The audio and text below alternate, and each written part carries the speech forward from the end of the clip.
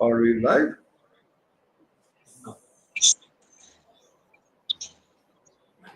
A potential catalyst for World War III, China-Taiwan tensions. Welcome to Geo Any Frontlines, your trusted source for breaking insights on geopolitics and global economics.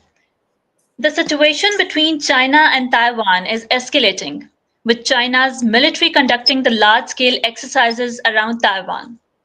US has urged restraint, emphasizing the importance of peace and stability across the strait. Behind the closed doors, Americans and allied war planners are wargaming scenarios, and they are worried, really worried. Meanwhile, Taiwan isn't even sitting still. Its military is strengthening fast, investing in asymmetric warfare, expanding its cyber capabilities, and purchasing next generation fighter jets and naval systems. From sea mines to mobile missile launchers, they are preparing to turn the island into a strategic fortress, resilient, unpredictable, and ready to resist full scale invasion. The conflict could have a far reaching implications for the global trade, security, and geopolitics. If China invades Taiwan, this would not just be a regional war. This would be a tectonic shift in the world order, and quite possibly the spark for a third world war. So, in today's episode, we will examine intelligence from war simulations, military movements, diplomatic warnings, and what leading analysts call the Davidson Window. From stealth missiles and cyber warfare to semiconductor supremacy, this episode breaks it all down. Stay with us as we are joined, as always, by our resident geopolitical analyst, Syed Farrukh Hussain. Welcome back to the program, sir. Thank you, Sherbano. Assalamu alaikum. Aapko bahut bahut. Well, always a pleasure to have your expertise on deck, sir. So let us unpack this high-stake situation with your clarity and insight. We will begin with our foundational question, one that takes us back into the heart of China's national psyche. How has China's historical experiences, especially what's known as the Century of Humiliation, shaped its modern stance on Taiwan and influenced its relation with the US under the One China policy? Can you comment on it? Sure. I think इसमें you would see both USA and China. Americans traditionally, since they gained independence against the War of Independence with the Britishers, they have had a very militaristic zero-sum game strategy. They declared South America under the Monroe Doctrine as exclusive American zone. Anybody coming in there would be faced consequences. They entered World War I, World War II, and after that, they basically have a reliance on military might to ensure their dominance in the world. China, on the other hand, if you look at their history, they have been a non-expansionist power. However, what you have basically, three things have done which will shape China's response. America's response will remain to be fear and military might. That's what makes them move. You can see that in Gaza. You can see that in Ukraine, though there's some problems there. And I think they try to do the same thing with India versus Pakistan. Unfortunately for their Chahita India, it got really clobbered, so they had to look for a ceasefire. So remember one thing in the geopolitics as you go forward, the only time you can be looking at a ceasefire if the American ally is losing. Okay, so ये एक नया rule रख लीजिएगा. दूसरी चीज जहां हम बैठे हैं in these area of Taiwan, Southeast Asia, India, Pakistan, remember one thing, the geopolitics will override anything in national politics. Example, geopolitics in Afghanistan overrode all the politics of Karzai and Americans. Now, coming back to this one, 3 points to remember with China. Number one, China established relationship with America in 1972, facilitation by Pakistan, which established One China policy. One China policy means Taiwan is a renegade state. It has to be coming back in. though the Chinese showed restraint at that time, and they basically removed Taiwan from the Security Council and put in China as the voting member of the veto member of the Security Council.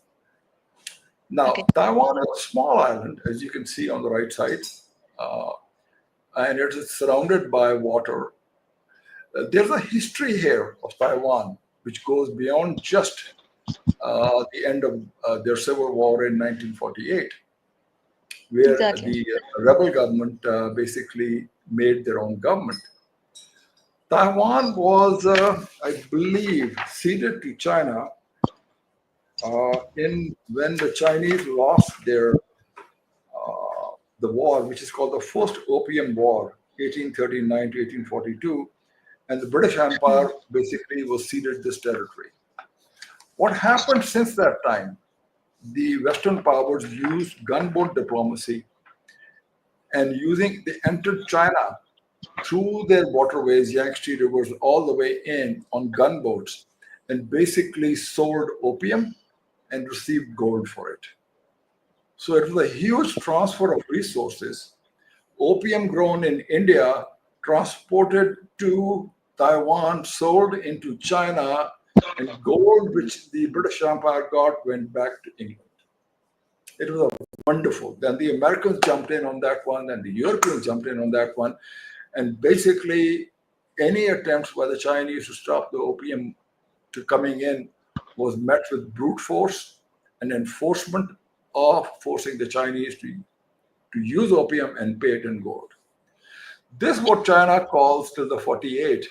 This lasted till 1948. Not only that, one thing else.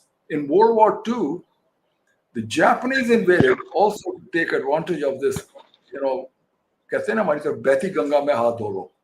So they also came in. And basically, there was a city called Nanking, which was the epitome where the Japanese went in and they killed everyone. So there is a history of Chinese of foreign invasion. And they call that, since 1839 onwards, a century of humiliation. Exactly. Till 1948, China was humiliated. Their nose was rubbed to the ground. And now Chinese decided they're not going to stand for it. So since 1948 till 1972, they got an inroad with the Americans 72 because Americans wanted to take China away from Russia. So they could then force Russia into collapsing or some other thing. What happened at that stage, China took advantage of that and basically expanded both technologically, economically, till 2010 or so. Since 2001, they went on a binge for technology. And their ability to reach new technological heights was tremendous. Okay. So we covered 3 areas in here. This is what's going to be guiding the Chinese principle over here. Now, one of the things which you brought up was the Davidson Window. Davidson Window came out by General Davidson, who's commanding the US forces in Indo-Pacific. He meant it's a place where Chinese dominance peaks in 2027, and after that starts going down because America starts building ships more. However, for him, there is a bigger problem they've got. The Indo-Pakistan conflict. Chinese and Pakistanis invented warfare, both air and which can be applied to the Navy side. Number one, they exceeded any range on air-to-air missiles. They went from a meteor, water technology, 110 kilometers. Oh, Gupta Saab, sitting squadron leader, 110 kilometers range. And what they faced was a 350 kilometer range PL-15 from Pakistan and China. They kept quiet. When the time came, the Indians' job was shut down. They didn't even know what was hitting them till the missile actually collided. And the resulting in India grounding all their air force for 2 days. Now, can you imagine in the middle of war you ground your air force? Wouldn't you call that a defeat? Wouldn't you call that a humiliation? Okay, now it did. Now, what does that mean in Taiwan Straits? Pakistan ne to ye kar liya. Okay. So what did it mean here? It means Chinese technology dominates American and Western technology. So the 2027 window just went woof, up there. Now, China most likely will take advantage of that in the next year to invade Taiwan. Oh, great. But they want to do one thing. They don't want India coming and helping Americans when they're invading here. They don't want Indians attacking them. So they want India to be cut to size before they do that. And for that, our army chief went to China. He was supposed to go to Indonesia and Sri Lanka, but he went over there. And most likely what he got? J-35s, squadrons of them, HQ-19, shoot down their Brahmas missiles, which some of them got through, did so much damage on our side. HQ-29, which will take care of the Akash and Agni stuff. And in addition to that, their latest anti-drone technology, HPM-3000, and recently a laser-borne system, which will take out their drones. So that is what we've gotten.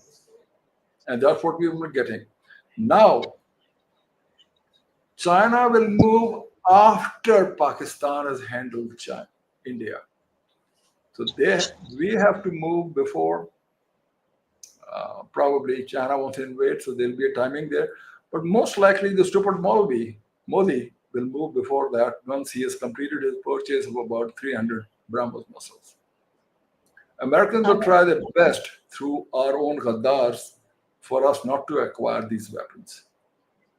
But whether we do or not, Indians will impose a war on us because they have been humiliated. Everybody in the world knows it, and they know the world knows it. They want to equalize it. Their geopolitical standing is crashed. Yours. Exactly. So, based on the current tempo of military drills, amphibious trainings, and cyber readiness, is China actually preparing for a near-term invasion, or is this all just high-stakes signaling, like strategic posturing to pressure Taiwan and the West without firing a shot, or it's just a psychological benchmark to keep both sides guessing? I would love your take here. I don't think the Chinese are going to be looking at just posturing. Chinese are very serious players. And what they're going to be doing is what they've already done. They have what is called a A2AD strategy. A2 stands for anti-access, and AD stands for area denial. Exactly. This is long-range missiles up to 4,000 miles away. They are trained, and China has complete air and naval dominance. Without putting a naval ship in around the Taiwan Straits up to Philippines, up to the first island chain, they can take out any American naval ship or aircraft carrier completely. And the Americans know it. It is to this extent that in हमारे पाकिस्तानी में कहते हैं दबे छुपे लफ्जों में, they know, Americans know, that in this arena, Americans cannot win. They will just lose ships, aircraft carriers, everything. On top of that, with the PL-15, which is 350-kilometer range, they've got another one on top of it, PL-17, which is a 450-kilometer range. And now they came up with another one, 800-kilometer range PL-XX. I mean, this is not the end of it. They've militarized all the islands around Taiwan. And they came up with a new strategy which we, Pakistanis and them, implemented and tested. And their air chief came to see all the results of it. He was here in Pakistan, which is called kill chain. Traditionally, American aircraft will fire a missile, they'll follow through, make sure it hits the target. So the firing, guidance, and terminal phase is done by one aircraft. Chinese and Pakistanis came up with a new one. Fired by an aircraft, detected by a satellite, finally detected to the target by an AVAC. One way. Other one, detected by a ground, fired by a ground PL-15, taken to the final phase by a satellite. Now, in this scenario, there's nobody who can patta bhi nahi ud sakta, prinda bhi nahi ud sakta around Taiwan. So the Chinese would want to take Taiwan without firing a shot. But my own feeling is, if they don't listen, they will fire a shot. Now, Americans are scared. For example, recently, the Taiwan president was going through New York, wanted us layover over there in New York. Trump stopped it. He said, we're not doing it. Okay? So they know they don't want to trigger and upset China anymore.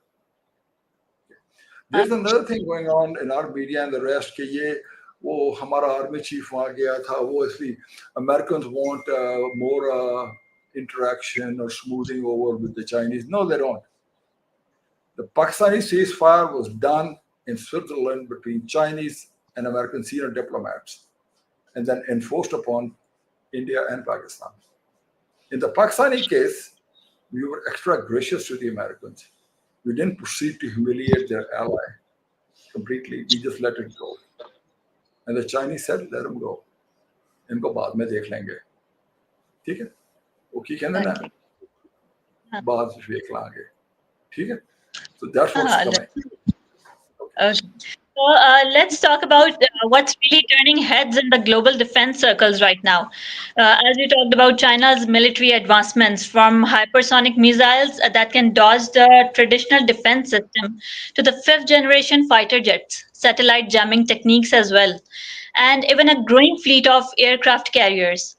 It's not just about flexing military muscles. At the heart of China's strategy is something you have already discussed about A2AD technology to keep US and allied forces out of the Western Pacific, especially around Taiwan. So, which part of China's military modernization are most concerning for global security perspective? Like, So far, it was their naval ships. You know, the number of ships China has exceeds that of America right now. All right. Traditionally, naval battles are won by a number of ships, not the amount of how big they are.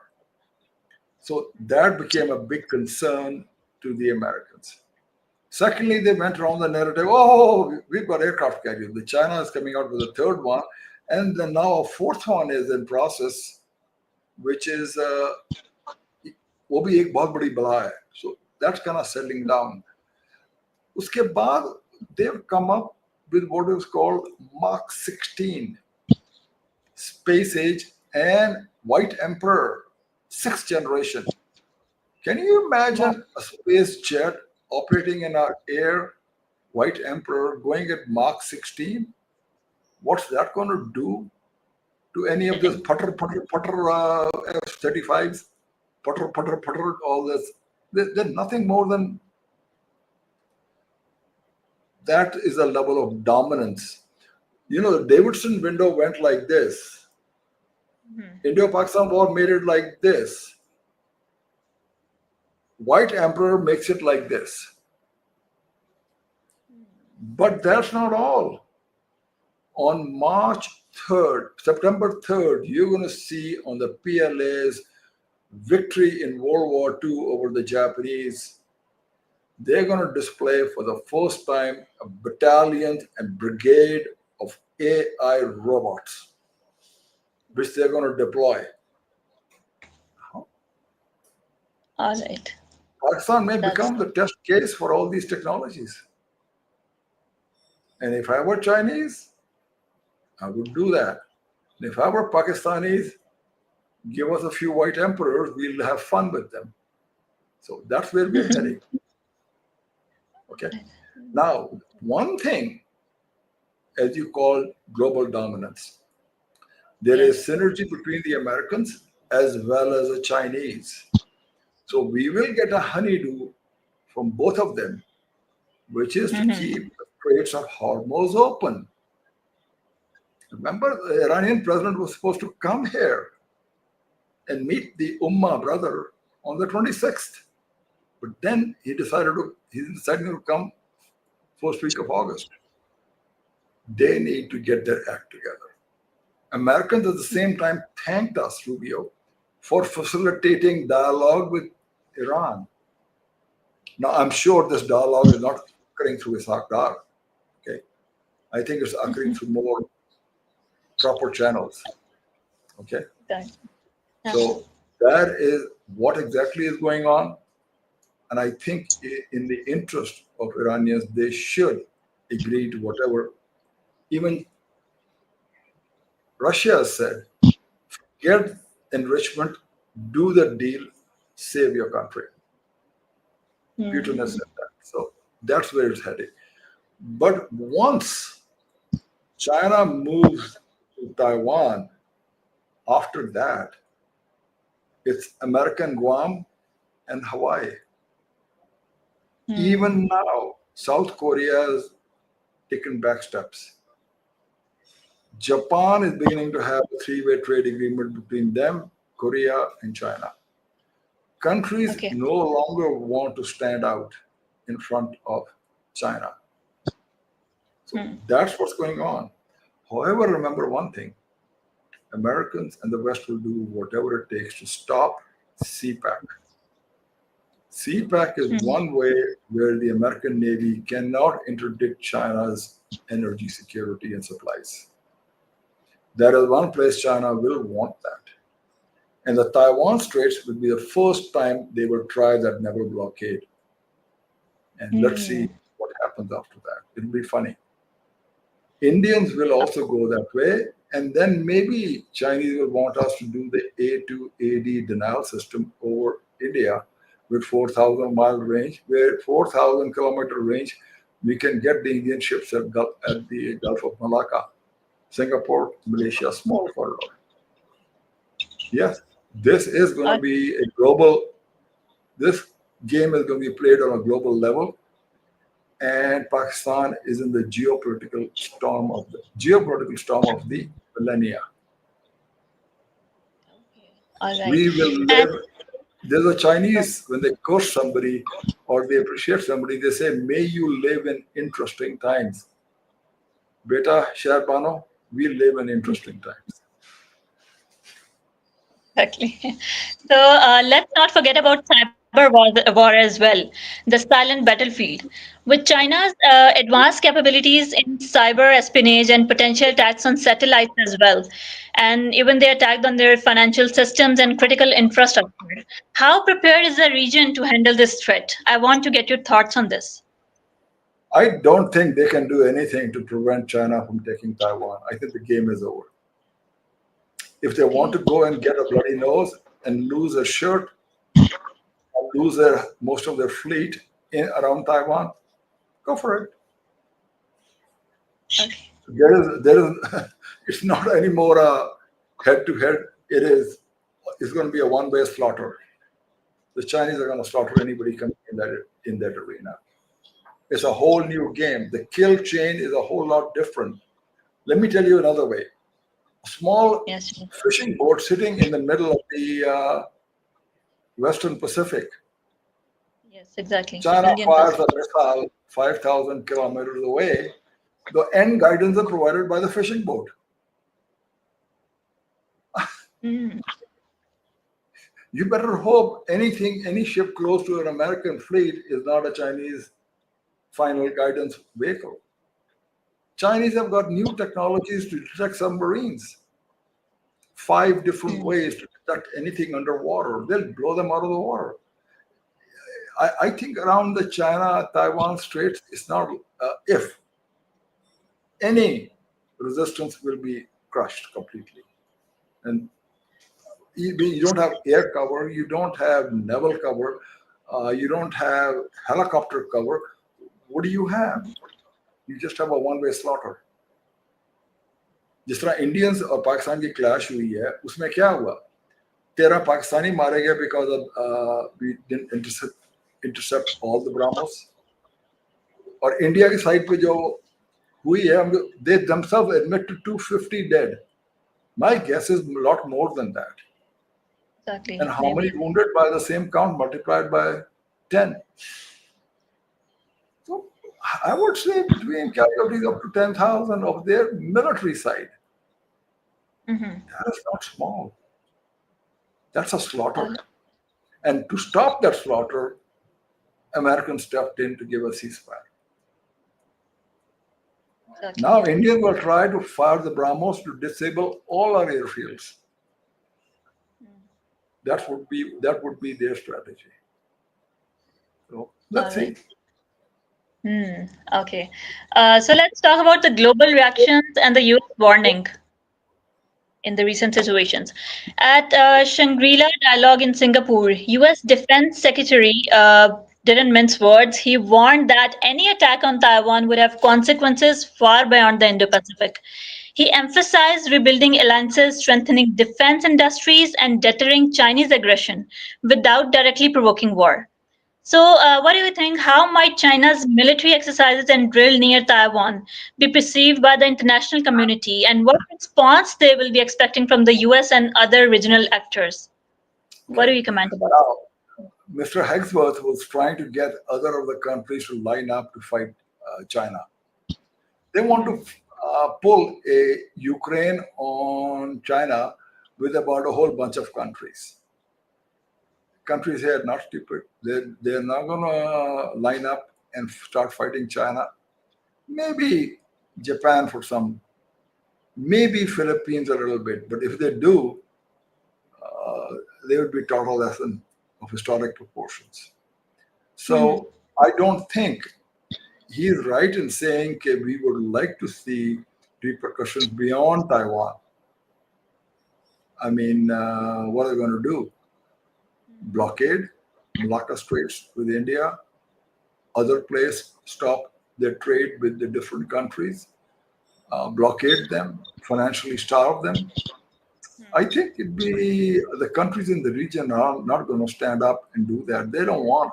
They're enjoying their economics and their well-being of their people. They're not going to put it at stake for Peter Hexworth. They're not going to put it at stake for a few guys, a TV host show. Okay. So they're just going to look very, very carefully at this. They've all studied the Indo-Pakistan conflict, where an air force about not even wielding 1/5 the number of jets basically forced the Indian Air Force to come down. Now you're talking about AI dominance, robots, white emperor. I mean, they're not going to stand in the way because China is offering them economic prosperity. US is offering them zero-sum game. They'll go with economic prosperity. They don't want to go around fighting all over the place. And if there is any fighting, China will fight America directly. They won't allow Americans to pull a Ukraine on them. Not going to happen. So my own guess is, after all the hot air and talk, Americans will sit down quietly, just like they didn't allow their Taiwan president to stop over in New York. All right. So just zoom out for a moment, because while the spotlight is on Taiwan, the UA and the US, there are ripple effects reaching South Asia too. How could a Taiwan-US confrontation impact the strategic equation between Pakistan and India, as you talked earlier about it, and what would it mean for the future of China-Pakistan Economic Corridor, commonly known as CPEC? Kindly just elaborate about it. a bit I think further. Taiwan has got no effect on India-Pakistan conflict, Mhm. except that China would want us to handle India before they go for Taiwan. Taiwan has got one thing going for it, which is it makes computer chips smaller than 2 nanometers. But China is going to cross that in about 2 years. So, and America by 2030 will also have the same technology. So, Taiwan's importance is only for the Americans till 2030, and the Chinese it is till 2028. So, besides that, we don't import anything from Taiwan except what Chinese come. So, it's a small country. I don't think it's geopolitically significant. It's just like Arabs have become geopolitically insignificant. Just like Europeans are geopolitically insignificant. Pakistan is not geopolitically significant. Thank India, we are not geopolitically significant. It's the Indians who are not geopolitically significant anymore. Okay? Okay. So All right. there are two pivot countries in Asia who will be geopolitically forefront, Turkey Hmm. and Pakistan. और खुदा इस्लाम बचाता है इन दो मुल्कों के through Mongols के ज़माने में भी उसने किया था I said that in Urdu so that समझने वाले समझ जाएंगे बिल्कुल so सही. ये All right. मामला I think जा रहा है what is traditionally called ग़ज़वा Hind हमारी साइड का और जो इनकी लड़ाई होगी if it goes to third world war Mhm. it will be because the Americans didn't stop it did not stop or they miscalculated because they can't win it. Chinese manufacturing capacity is now at 40%, and Americans are sitting at 15. Who will win? Americans are only All 300 million, Chinese are 1.4 billion. Mhm. There's a lot of disparity, and there's no need to. Chinese don't want to get into conflict. They're offering prosperity. It's just be enough for both of us. Let's both make money. Let's both prosper. Let the whole world prosper. That's what they're saying. Mhm. Did All I right. answer your question? Let's mm, sure. Let's shift our focus from missiles to microchips. We'll wind up a bit earlier. So, because beyond tanks and warships, there is another battlefield of technology and trade as well. Right at the center of it, Taiwan's semiconductor industry. So, the US is now racing towards semiconductor independence, right? So, what happens if Taiwan's strategic value to Washington drops? What will the It calculus in will a drop. potential? As I said earlier, it'll drop after 2030 when America has that capacity on states.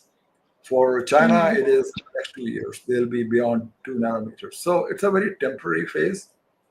And if the Chinese take it, Taiwan, American AI will face a big setback, and the Chinese AI will get a huge impetus. So Chinese will go breakneck speed towards artificial intelligence dominance. Americans will be struggling to recreate that capacity locally. So, one of the effects of this one would be directly on artificial intelligence. Chinese will go at a breakneck speed. They're already ahead of them. But with the 2 nanometers one, my own guess is Americans will force Taiwan to do a poison pill. They will ask them to destroy their 2 nanometer facilities. That they don't go in Chinese hands. Now, that remains Uh, to be seen. Either way, if that goes, Americans suffer and Chinese get ahead. If they get them intact, the Chinese really get ahead. So mhm. it's a this much win for China or this much win. At the end of the day, it is a win for China. All right. So we'll just wind up the session with the final segment. What lies ahead? The question is that what warning signs should we all be watching diplomatically and militarily over the next 12 to 24 months? In your honest views, are we really on the path to World War III, or is this still a hashtag chess match for end in diplomacy and restraint? Can you just? Okay, let's first define what is World War III. World War III is Mhm, one of the two superpowers fight with each other. So in this case, the criteria would be China and USA directly fighting. Now, mhm, that's a very high threshold. All right. It's not Okay. like Israel and Iran fight, a 9 million population country fights with a 90 million, and some anchors and news media made it World War III. It's not World War III. It's a bilateral fight. In the Chinese case, Okay. it'll be a regional fight. If Hmm. just Taiwan, it's a bilateral fight. If some other country comes in, it'll be a regional fight, but most of them will run away. They won't confront China for long. So what happens afterwards is what can go toward World War III. But before that, remember one thing. Hmm. Fight between India and China will take place where India will be clobbered.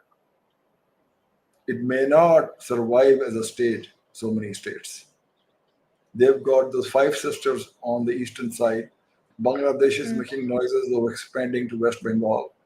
Southern India does not want to stay with the Hindi-speaking northerners. अपने Sikh bhai brothers are also going, no, Punjabi nahi bol de. So, I mean, once Pakistan dominates, what holds India together will also go away. So you're looking at balkanization of India after that, and basically the end of Kashmir in their hands. And you're looking at Satluj and Ravi flowing again, and being that water is not going into India. So India as a market will drop. Now, what does that mean? World will gravitate towards Pakistan and China. वो जो Israel बिगड़ा बच्चा है ना America का, इस तरह China का बिगड़ा बच्चा कौन होगा? पर ये कुछ थोड़ी बहुत हमारी इंसानियत होगी हमारे पास. So that's where we're heading, and I hope we have the maturity as a good अल्लाह की कायनात से, ताकि हम इसको उसकी नजरों में सुरखरू हो सके. Ameen. So, a big thanks to you, sir, for joining us once again. And we really appreciate your time and expertise. So, Thank you. as we've seen today, this isn't just about the two rivals separated by a strait. It's about a global power shift unfolding across airspace, cyberspace, and the supply chains. So, whether the war break out or diplomacy holds the line, it will depend on how the leaders and the nation navigate the next few years. So, a technology that was once a symbol of progress is now at the center of geopolitical battlefield. So, thank you for Yes. joining us on UNA TV. Stay informed, stay alert, and until next time, we are signing off. Thank you. Thank you.